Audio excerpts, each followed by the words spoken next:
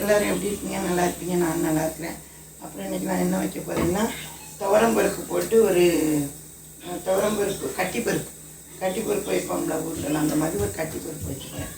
டக்குன்னு வச்சு சாப்பிட்ற மாதிரி ஒரு கட்டிப்பருப்பு. அதுக்கு நான் அந்த கிளாஸ்க்கு 200 கிராம் பருப்பு எடுத்து ஊற வச்சு கழுவி இதை வச்சுருக்கேன் பாருங்கள். அதுக்கு என்னென்னலாம் போடுறேன்னா, ஒரு 6 பச்சை மிளகாய் வச்சுருக்கேன். இந்த பூண்டு இதுக்கு நிறைய போடணும். இந்த இப்படி ஒரு கை பூண்டு, அப்புறம் ஒரு பெரிய பல்லாரி, அப்புறம் பெருங்காயம், மஞ்சத்தூள், அப்புறம் கொஞ்சோடு இப்படி புளி கொஞ்சமாக ஒரு அரை எலுமிச்சம்பழம் அளவு தான், அந்த அளவுக்கு கட்டி கொஞ்சமாக ஊற்றணும். ஒரு 4 ஸ்பூன் அந்த மாதிரி புளி. அப்புறம் தாளிக்கிறதுக்கு எண்ணெய், அப்புறம் வத்தல், மல்லி இலை, கருவேப்பிலை, சீரகம், கடுகு, அப்புறம் ஆயில் அவ்வளோதான். அப்புறம் இதுக்கு தேவையானது நான் என்னென்னதான் போடுறேன்னு இப்போ பாருங்கள். அப்புறம் எப்படி தாளிக்கிறேன் அப்படின்ட்டு. இப்போ கழுவி வச்சுருக்கேன் பார்த்தீங்களா. இதில் ஒரு அரை டீஸ்பூன் மஞ்சத்தூள் ஓகேங்களா. நல்லா கொஞ்சம் பரவலாமல் மஞ்சள் நல்லா பரவலாம். அரை டீஸ்பூன் மஞ்சத்தூள். அப்புறம் பெருங்காயம், முக்கியமாக பெருங்காயம் போடணும். ஒரு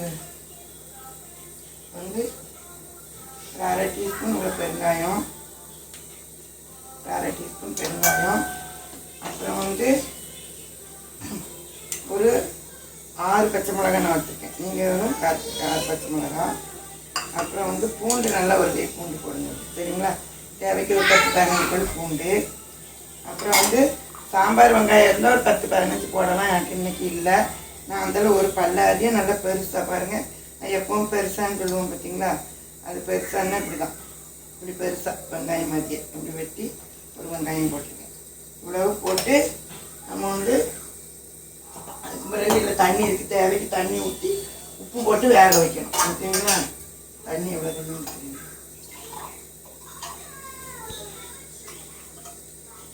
தண்ணி கட்டி பருப்பு தானே, அதனால் தண்ணி இதுக்கு மேலே கொஞ்சம் நல்லா நிற்கிற மாதிரி.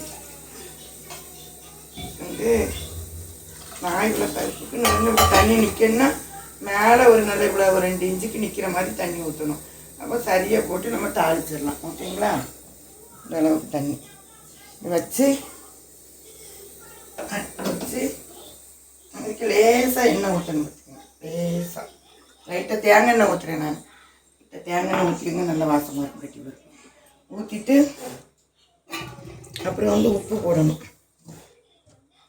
உப்பு நான் இப்போதைக்கு உப்பு ஒரு டீஸ்பூன் போல் போடுறேன். அப்புறம் நம்ம உப்பு தேவைக்கு பார்த்து போட்டுக்கலாம் ஓகேங்களா. போட்டு லேசாக எண்ணெய் ஊற்றியாச்சு. நல்லா ஒரு கலக்கி மூடி வச்சு இதுக்கு மூடி வச்சு ஒரு 4 விசில் வச்சு நான் எப்படி இருக்குன்ட்டு உங்களுக்கு நான் காமிக்கிறேன் ஓகேங்களா. அதுக்கப்புறம் தான் நம்ம தாளிக்கிறது எல்லாம் வச்சுட்டு 5 விசில் வச்சுட்டு உங்களுக்கு நான் எப்படி இருக்குன்னு அதுக்கப்புறம் தாளிக்கும் போது உங்களுக்கு நான் காமிக்கிறேன். இது நல்லா டக்குன்னு வச்சு சாப்பிட்ற ஒரு 4 விசில் அடிச்சிருக்கோம். அடித்து நம்ம எப்படி இருக்குன்னு பார்ப்போம். 4 விசில் அடித்தோன்னு இருப்பாங்க. நல்லா கட்டியாக இவ்வளோ தான் இருக்குல்ல, எதுவுமே ஊற்ற தேவை கிடையாது. நம்ம வச்ச தண்ணிக்கு 4 விசிலுக்கு இது ரொம்ப மாவு மாதிரியும் வரக்கூடாது பார்த்துக்கோங்க. அதுக்கு மேலே நம்ம இந்த நேரத்தில் அடுப்பை பற்ற வச்சு இந்த புளி பாருங்க ஒரு 4 ஸ்பூன் தான் இருக்கும். 2 இப்படி கட்டியாக நம்ம காட்டு இப்படி கட்டியாக சும்மா 2 ஸ்பூன் இப்படி திக்காக தான் ஊற்றணும் பார்த்துக்கோங்க. இதுக்கெலாம் தண்ணியாக ஊற்றக்கூடாது. இந்த மாதிரி கட்டியாக எடுத்து அதையும் மிக்ஸ் பண்ணிவிட்டு அது இந்த அடுப்பில் இப்படி நல்லா கொதிச்சுக்கிட்டு போட்டோம். அப்படி நம்ம அந்த புளி இதில் சேர்ந்து இது பண்ணிக்கிட்டு இருப்போம். குமிழில் வச்சுருவோம். வச்சுட்டு நம்ம இங்கே இந்த அடுப்புக்கு மாற்றிக்கணும் ஓகேங்களா. இந்த அடுப்புக்கு மாற்றிட்டு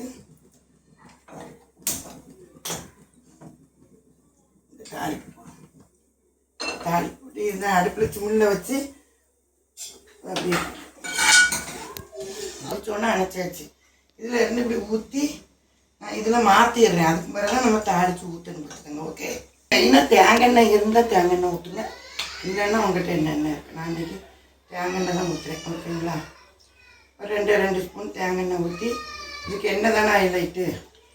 தேங்காய் எண்ணெய் ஊற்றி கட்டி பருப்பு வச்சோம்னா நல்லாயிருக்கும். ஓகே, எண்ணெய் சூடாகும். எண்ணெய் காஞ்சிச்சு. ஒரு ஸ்பூன் கடுகு போடுங்க. நல்லா கடுகு பொரிஞ்சோடனே நம்ம அதுக்கு சீரகம்லாம் அப்பம் போடலை. ஒரு அரை டீஸ்பூன் நல்லா சீரகம் போடணும். வச்சுக்கோங்க. ஒரு அரை ஸ்பூன் சீரகம். அப்புறம் நம்ம கருவேப்பிலை. அப்புறம் இதுக்கு நல்லா காஞ்ச மிளகா 2-3 காஞ்ச மிளகா நல்லா போடணும். காஞ்ச மிளகா போட்டு கொஞ்சம் அடுப்பை ஏற்றி வச்சுக்கோங்க. ஏற்றி வச்சுக்கிட்டு தாளித்து வெங்காயத்தை போட்டோம். இன்னும் வெங்காயம் ஓகேங்களா? மல்லியெல்லாம் போடணும். மல்லியிலையே ஒரு பாதி போட்டுக்கேன். கொஞ்சம் மல்லியில் பாதி போட்டு ரெண்டு வதக்கி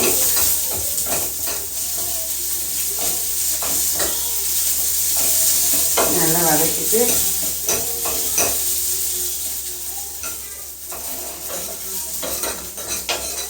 நம்ம சல்லுன்னு தூக்கி அது மேலே போட்டணும். அவ்வளோதான். லேசாக தூக்கிட்டு லேசாக பண்ணி அவ்வளோதான்.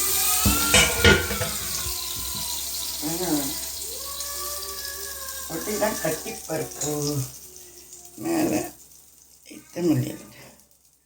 ஓகே, கட்டி பருப்பு.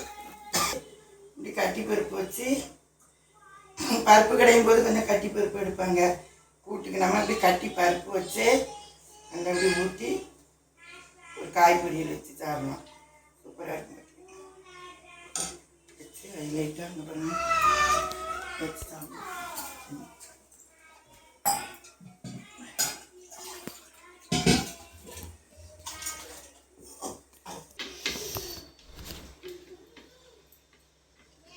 எல்லாமே நல்லா அப்படி அடித்து இந்த பருப்போடு சேர்த்து எப்படி இருக்குன்னு உப்பு காரம்